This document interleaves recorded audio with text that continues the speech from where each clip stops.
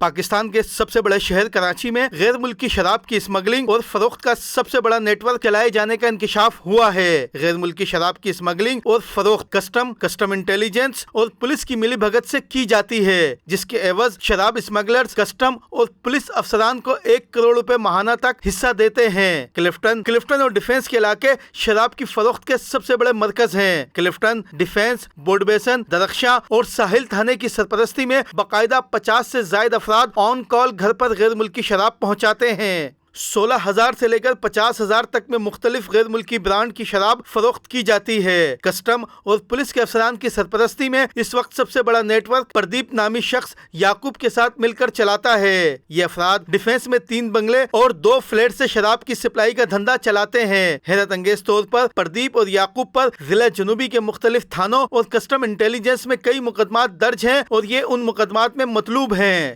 طاقتور شراب کے اسمگلرز کے معاملات کسٹم کا ملازم عرفان لاہوری طے کراتا ہے، جس کی گرفتاری کے بعد رہائی کی خوشی میں پردیپ نے ڈیفنس کے بنگلے میں شراب، کباب اور شباب کی محفل کا انعقاد کیا تھا۔ کراچی میں ڈانس پارٹیوں اور مختلف تقریبات میں آئس، میریجوانا، کوک اور دیگر نشہ براہ راست عرفان لاہوری کی سرپرستی میں سپلائی کیا جاتا ہے۔ ایک اندازے کے مطابق ماہانہ 10 کروڑ کی شراب اور دیگر نشہ آور اشیاء فروخت کی جاتی ہیں۔ پولیس اور کسٹم کے افسران باقاعدہ طور پر پردیپ اور یعقوب کے یومیہ بنیادوں پر مہمان بن کر میں نوشی بھی کرتے ہیں۔ ذرائع کا کہنا ہے پردیپ ہفتہ وار کسٹم افسران کو 10 غیر ملکی شراب کی بوتلیں بطور تحفہ بھی دیتا ہے۔ یہ تحفہ عرفان لاہوری کے ذریعے پہنچایا جاتا ہے۔ ذرائع کا کہنا ہے عرفان لاہوری کی کراچی میں میری جوانا کی اسمگلنگ اور سپلائی کا سب سے بڑا نیٹ ورک ہے۔ اس کیس میں 2 ماہ قبل اس کو گرفتار بھی کیا گیا تھا، تاہم اپنے تعلقات کی بنا پر زیادہ دن جیل کی سلاخیں اس کو قید نہ کر سکیں۔ ذرائع کا کہنا ہے شہباز وسکی کے نام سے مشہور شخص بھی